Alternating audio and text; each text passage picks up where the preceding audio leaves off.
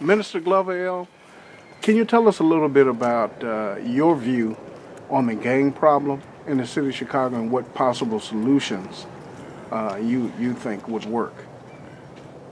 Well, the gang problem is in fact that a gang problem. One of the things that we have to focus on is that a lot of these young brothers I just want to be a part of something. It's not like they understand what they're a part of, because when you're talking about the Constitution that came along with these various different organizations, when you talk about Gangster Disciple, Vice Lords, Black Souls, Latin Kings, etc., they had a constitution that you had to learn, which is the law. You had to learn that before you can even be a part of these organizations, and that's what established the structure in the organization. Because you just couldn't come in and just say, "Oh, hey, I'm a part of something," and that's the way we accept it. We didn't accept it like that. We accepted it only on the basis of that you could prove to be worthy of being a part of that organization. And number one, you had to be a leader. You couldn't be a follower. And you have a lot of followers today, and that's where street gangs have organized themselves now as being street gangs, because they have a bunch of followers. But when you are a leader, then you have organizations. You see, and organizations move in ranks, and they have a particular one cause, one aim, and one destiny in terms of what they're about. Let's just go back a little bit. In my time, organizations was about protecting the community.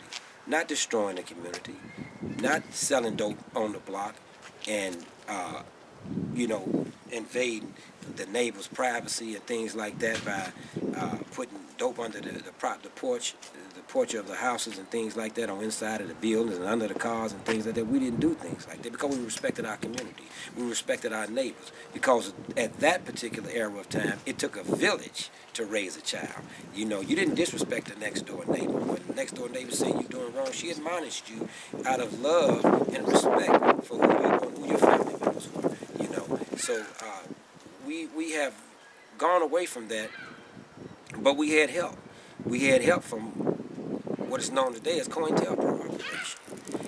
Whereas the government launched a particular investigation on these particular organizations, and then they uprooted some of our greatest leaders. When you're talking about Mr. Larry Hoover, when you're talking about Jeff Ford, when you're talking about Lord Gino, when you're talking about Angelo Roberts, we can go on and on talking about these various different leaders that we had at one point in time, that COINTELPRO put a rope around their neck and locked them in tombs.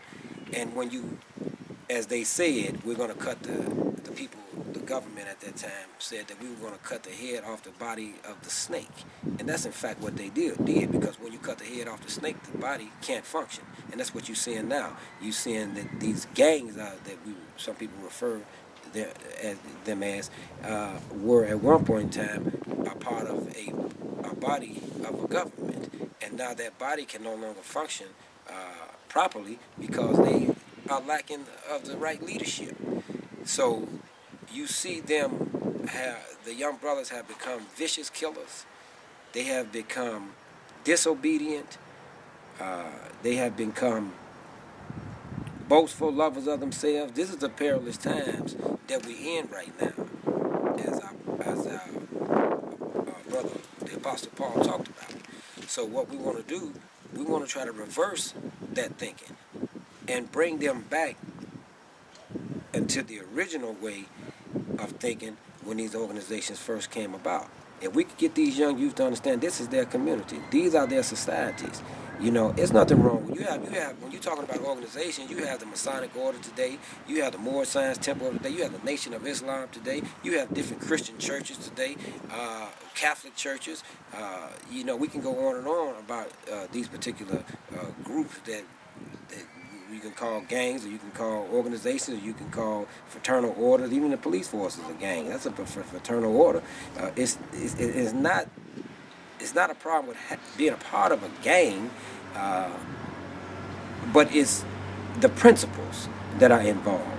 If you have the principle of love out front, then you can begin to move on some things that are connected with the other principles, which are truth, peace, freedom, and justice. You know, those are the 5 highest principles that are known to man. And if we can get these young youth to understand that those 5 principles represent them, those 5 principles represent everything that they were born into when you're talking about being a part of these various different organizations. Because all of them had principles that were adjacent. All of them had constitutions that were adjacent and laws that were adjacent. So they don't have the right leadership today.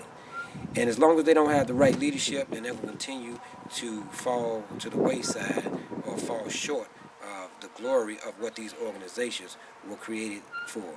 So I say, to answer your question, I say what we do at this point in time is we respect the fact that these brothers have gathered together under these particular banners. But what we need to do is strive to properly educate them in terms of what growth and development is really all about, what Lordism is really all about, what the cornerstone is really all about. And then I'm pretty sure that we can produce a different type of representative to these particular organizations. Thank you, Minister Glover-El.